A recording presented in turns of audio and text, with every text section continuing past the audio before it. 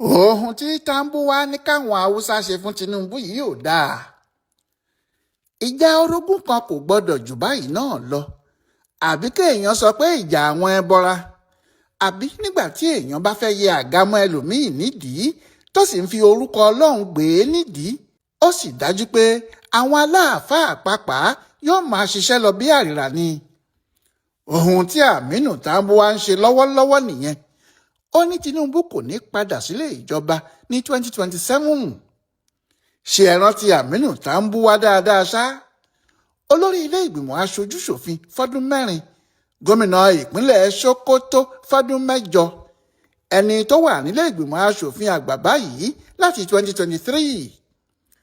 ọkùnrin náà sọ̀rọ̀ lọ́jọ́ Ẹtì yìí pé kò sí ohun kan tó wà lọ́wọ́ òun báyìí, kò sì sí iṣẹ́ kankan tí òun tún gbé dání ju bí Tinubu kò ṣe ní padà wá sílé ìjọba Nàìjíríà lọ́dún 2027 lọ.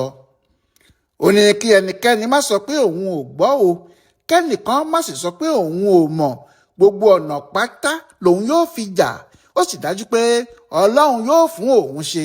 ó ní ìjà náà kì í ṣe ti òun nìkan o, tí gbogbo ilẹ̀ Haúsá ni, bẹ́ẹ̀ ni ti gbogbo ọmọ Nàìjíríà tí wọ́n bá fẹ́ òmìnira ni. àgbàlagbà tó ń sọ̀rọ̀ tó ń làágùn, ẹkún ló ń sùn. kí Tambua tó múra kankan báyìí, bóyá ni kì í ṣe pé nǹkan kan wà níbì kan tó gbójúlé. àlọ́ ní ojúlówó ìjà tó wà nílẹ̀ báyìí ní lílé Tinubu lọ. ohun tó ń ya àwọn èèyàn lẹ́nu ni pé bí ọkùnrin náà ti ń sọ̀rọ̀ ló ń fi orúkọ Ọlọ́run tì í, tó ń sọ pé Ọlọ́run yóò fún òun ṣe, òun yóò lé Tinubu lọ. Tambua ní ohun tí gbogbo àwọn Haúsá fẹ́ nìyẹn, ohun tí àwọn ọmọ Nàìjíríà náà sì fẹ́ ni. kò sí ẹni tí yóò gbà pé ohun tí gbogbo àwọn ọmọ Nàìjíríà fẹ́ nìyí, nítorí bí òun ti ń sọ gbogbo ohun tó ń sọ, tó ń ṣe wàláì tàláì, bẹ́ẹ̀ làwọn míì ń pariwo back to sender, tí àwọn míì sì ń pariwo pé oko tá a bá sọ mọ́pẹ́lọpẹ́ ń sọ mọ́ ni, gbogbo òjò tí ẹ̀lúùlú bá fà orí ara ẹ̀ ni yóò ti bẹ̀rẹ̀, orí ẹ̀ náà ni yóò sì dálé. àwọn yìí ní ohun tí Tambua ń wí yẹn kò lè rí bẹ́ẹ̀. wọ́n ní Tinubu ti dàràbà, ó fìdí múlẹ̀, ó sì bọ́ lọ́wọ́ afẹ́fẹ́ gbogbo. ohun tó wá ń ya àwọn èèyàn lẹ́nu ni pé nígbà kan, lásìkò kan, ọ̀kan nínú àwọn ọmọlẹ́yìn Tinubu ni Tambua ń ṣe o. báwo ló ṣe jẹ́ bẹ́ẹ̀? ní ọdún 2011, Aminu Tambua kò jẹ́ kinní kan o.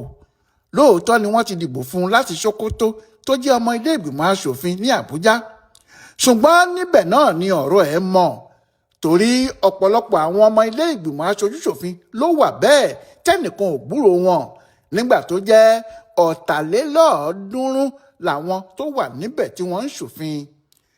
àmọ́ kinní kan ṣẹlẹ̀ nínú oṣù kẹfà ọdún 2011 ní gẹ́rẹ́ tí Goodluck Jonathan ṣẹ̀ṣẹ̀ di olórí ìjọba Nàìjíríà tuntun.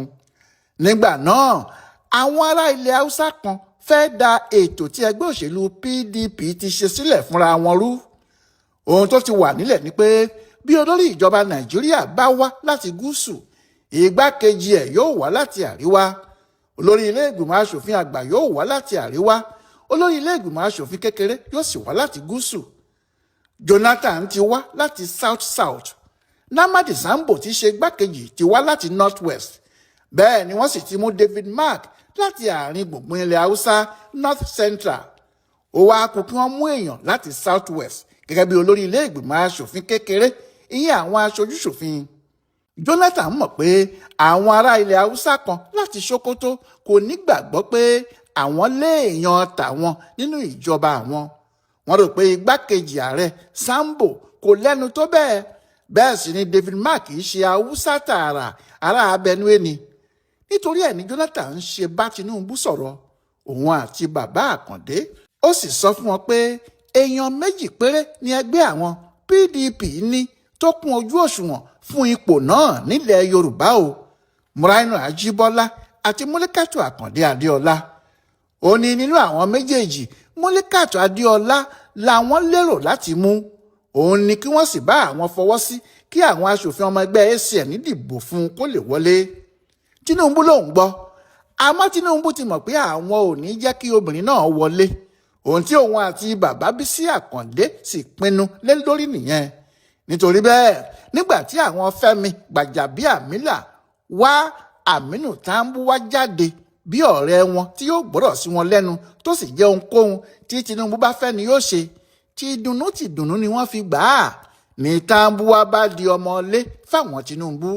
Bẹ́ẹ̀ ni wọ́n dìbò ní ọjọ́ 6 oṣù kẹfà ní 2011. Tinubu yí Jonathan lágbòdà ná. Bẹ́ẹ̀ ni wọ́n kọjú Múlíkàtù sóòrùn alẹ́. Nítorí kàkà kí Múlíkà tó jẹ́ ọmọ Yorùbá tí gbogbo ayé sì rí, tí wọ́n rò pé Tinubu yóò tì í lẹ́yìn wọlé, Tambua ló wọlé pẹ̀lú agbára àti àtìlẹ́yìn àwọn Tinubu.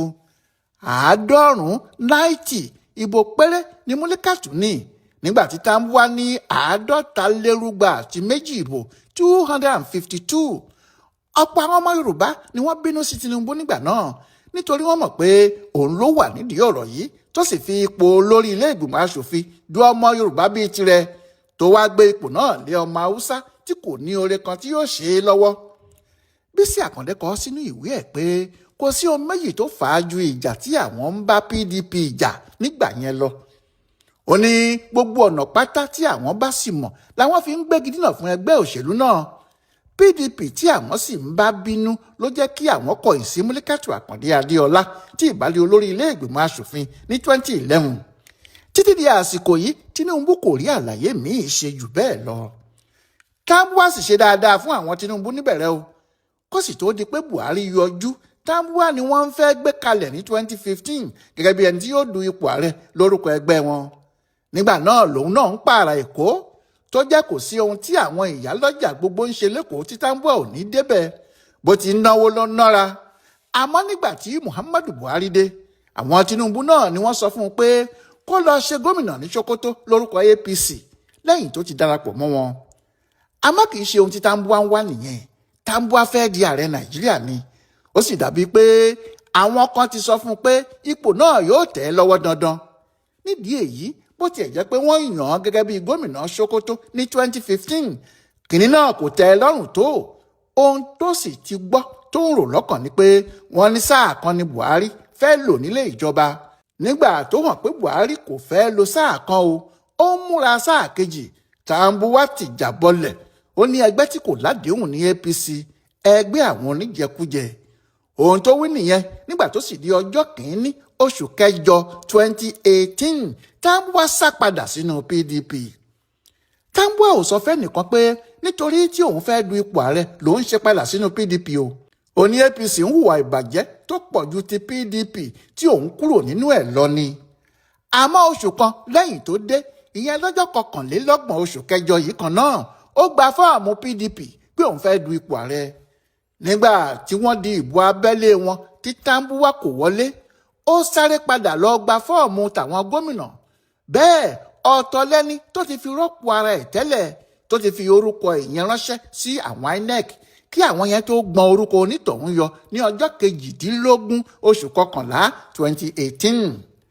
Láti ìgbà náà ní ìjà òun àtàwọn Tinubu ti bẹ̀rẹ̀. Ẹni tó bá ti rí pé kò ní jẹ́ kí òun du ipò ààrẹ, ìjà burúkú ni yóò bá a jà. Kò sì sí ohun tí kò lè fi bá tọ̀hún jà. Bó ṣe ṣe tó tún lọ du ipò ààrẹ ní 2022 náà nìyẹn, tó gba fọ́ọ̀mù PDP láti díje. Àmọ́ nígbà tí Àtíkù jáde tó bá a sọ̀rọ̀, ó tún padà sáré lọ gba fọ́ọ̀mù ilé ìgbìmọ̀ aṣòfin àgbà níbi tó wà báyìí. Àmọ́ gbogbo ohun tó wà lójú ẹ̀ ní láti di ààrẹ Nàìjíríà ní 2027. Ohun tó jẹ́ kó sáré lọ sínú ADC rèé. Nínú ADC yìí ló sì ti ní i lọ́kàn pé òun ni wọn yóò padà fà kalẹ̀, òun lòun yóò sì lé Tinubu lọ. Ohun tó wáá fa ìbínú òjijì àti èpè báyìí ni pé àwọn EFCC mú Tambua ní ọjọ́ 11 oṣù kẹjọ tó kọjá yìí, ó sì lò bí ọjọ́ 2 lọ́dọ̀ wọn ní tìmọ́lé. Lóòótọ́ owó tó dín díẹ̀ ní bílíọ̀nù lọ́nà 200, 189 billion naira ni wọ́n torí ẹ̀ pé o, tí wọ́n sì kó ẹ̀rí fún un pé òun ló gba àwọn owó yìí, ó sì gbọ́dọ̀ wá ṣe àlàyé bọ́rọ̀ owó náà ti jẹ́. Síbẹ̀ ohun tí Tambua ń wí ni pé àwọn Tinubu lo kinní náà láti fi dẹ́rù bá òun, torí pé òun ṣe ẹgbẹ́ ADC tí òun sì wà nínú àwọn tí wọ́n ń jà pé kí Tinubu yá máa kó ẹrù ẹ̀ kó múra láti fi lé ìjọba sílẹ̀ lọ́dún 2027.